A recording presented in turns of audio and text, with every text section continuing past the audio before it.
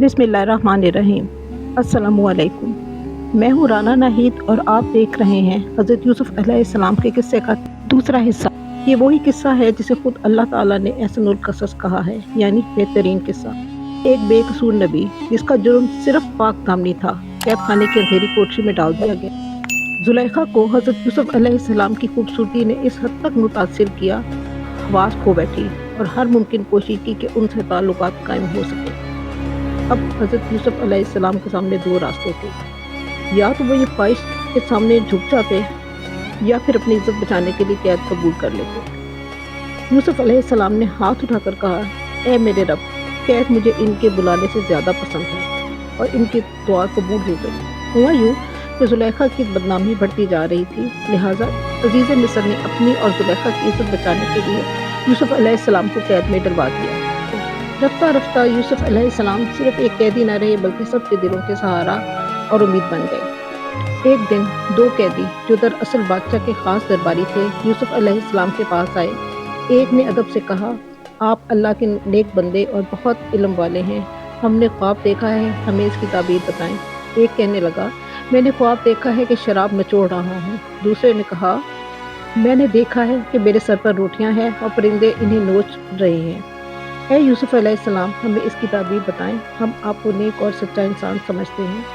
ये वो लम्हा था जब यूसुफ़ अलैहिस्सलाम ने सिर्फ ख्वाब की ताबीर ही नहीं बतानी थी बल्कि इनके दिलों में ईमान का चिराग भी जलाना था। यूसुफ़ अलैहिस्सलाम ने फरमाया, इससे पहले मैं तुम्हें ख्वाब की ताबीर बताऊं, मैं तुम्हें एक बड़ी हकीकत समझाना चाहता हूँ। फिर उन्होंने निहायत शफ़क़त से बताया कि असल बादशाह सिर्फ अल्लाह है, उस ही के हुक्म से सब कुछ होता है और इंसानों के बनाए हुए बुत किसी काम के नहीं। फिर इसके बाद वक्त आया ख्वाब की ताबीर का। यूसुफ़ अलैहिस्सलाम ने दोनों की तरफ देखा और कहा, तुम में से एक आज़ाद होकर फिर बादशाह को शराब पिलाएगा और दूसरा सूली पर लटकाया जाएगा और परिंदे उसके सर को नोचेंगे। ये फैसला हो चुका है और ऐसे ही होगा। फिर यूसुफ़ अलैहिस्सलाम ने एक नुक्ता और बताया, याद रखो, ख्वाब जब तक बयान नहीं किया जाता उसके होने या ना होने का इम्कान रहता है, लेकिन जब इसकी ताबीर कर दी जाए तो वो ज़रूर पूरा होता है। यहाँ यूसुफ़ अलैहिस्सलाम से एक इंसानी लग़्ज़िश हो गई। हुआ ये कि जिस कैदी को आज़ादी की खुशखबरी मिली थी, यूसुफ़ अलैहिस्सलाम ने उससे कहा, जब तुम बादशाह के पास जाओ तो मेरा जिक्र ज़रूर करना, बताना कि मैं बेकसूर हूँ और बिला वजह कैद में डाल दिया गया हूँ। फिर ये छोटा सा जुमला हज़रत यूसुफ़ अलैहिस्सलाम के लिए एक बड़ा इम्तिहान बन गया। अल्लाह ताला को ये बात पसंद ना आई कि उसके नबी किसी इंसान से मदद मांगें। यूसुफ़ अलैहिस्सलाम को अल्लाह ताला की नाराज़गी का फ़ौरन इल्म हो गया और उन्होंने फ़ौरन अल्लाह ताला से तौबा की, मगर इसके नतीजे में कई साल मज़ीद जेल में रहना पड़ा। कुरान ने कहा, बज़ा सनीन यानी 3 से 9 साल तक। फिर एक दिन वो घड़ी आई जिसने सब कुछ बदल दिया। हुआ ये कि मिस्र के बादशाह ने एक अजीब व गरीब ख्वाब देखा और बार बार देखा। फिर एक रोज़ वो कांपता हुआ जागा। उसने फ़ौरन दरबारियों को बुलाया और कहा, मैंने देखा है 7 मोटी गायें हैं जिन्हें 7 दुबली गायें खा जाती हैं और 7 हरी बालियां हैं और 7 खुश्क। बताओ ये कैसा ख्वाब है। दरबारी एक दूसरे का मुंह देखने लगे। इस ख्वाब की ताबीर मालूम करने के लिए सब हरबे आजमाए। आखिर सब ने आजिज़ी से कहा, बादशाह सलामत, ये तो महज ख्याली ख्वाब है, हम इसकी ताबीर नहीं जानते। ये सुनकर वो शाही साकी जो यूसुफ़ अलैहिस्सलाम के साथ जेल में रह चुका था चौंक उठा। हाँ, मुझे याद आया, एक सच्चा इंसान, एक नबी जेल में है जिसने मेरे ख्वाब की ताबीर ठीक ठीक बताई थी। अचानक साकी आगे बढ़ा, अदब से झुककर बोला, ए बादशाह सलामत, अगर इजाज़त हो तो मैं एक पुराने कैदी साथी के पास जाऊं। उसका नाम यूसुफ़ अलैहिस्सलाम है। वो निहायत दाना है और ख्वाबों की ऐसी दुरुस्त ताबीर बताता है कि गोया पर्दा हट जाता है।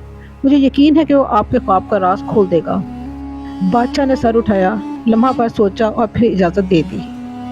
वो दौड़ता हुआ यूसुफ़ अलैहिस्सलाम के पास आया और कहा, ए यूसुफ़ अलैहिस्सलाम, आप तो बड़े सच्चे हैं। बादशाह ने ख्वाब देखा है, बराए करम इसकी ताबीर बता दीजिए ताकि मैं लौट कर लोगों को बता दूँ। यूसुफ़ अलैहिस्सलाम ने ना सिर्फ ताबीर बयान की बल्कि एक हकीमाना तदबीर भी बताई। तुम 7 साल मुसलसल खेती बाड़ी करोगे, जो गल्ला काटो उसमें से जो खाना हो वो अलग रखो और बाकी कोशों समेत महफूज कर लो ताकि वो ख़राब ना हो। फिर 7 साल कहत आएंगे जो सब कुछ खा जाएंगे, सवाए उसके जो तुम एहतियात से बचा लोगे। इसके बाद 1 साल आएगा جس میں بارش خوب ہوگی اور لوگ رس نچوڑیں گے۔ کیا یہ صرف خواب کی تعبیر تھی؟ نہیں، بلکہ آئندہ زمانے کا ایک مکمل لائحہ عمل تھا۔ ساقی نے جب یوسف علیہ السلام کی دی ہوئی تعبیر بادشاہ کے سامنے بیان کی تو دربار میں سکوت طاری ہو گیا۔